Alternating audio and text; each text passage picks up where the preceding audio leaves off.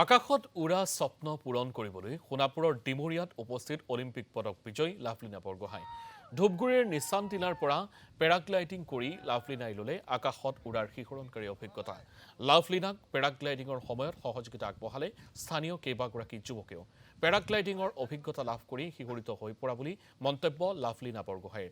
ডিমৰীয়াৰ সেউজীয়াৰ মাজত পেৰাগ্লাইডিঙৰ এই ব্যতিক্ৰমী অভিজ্ঞতা ল'বৰ বাবে ইচ্ছুকসকলক আগবাঢ়ি আহিবলৈ আহ্বান জনায় খ্যাতিসম্পন্ন ক্ৰীড়াবিদগৰাকীয়ে।